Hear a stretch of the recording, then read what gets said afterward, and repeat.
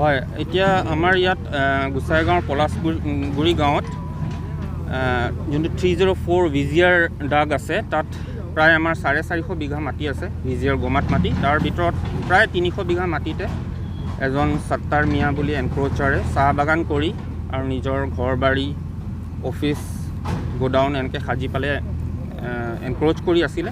চ' যিহেতু এইটো VGR মাটি হয়, এইটো মুক্ত কৰিবৰ কাৰণে আমি আজি এই এভিকশ্যন ড্ৰাইভটো হাতত লৈছোঁ।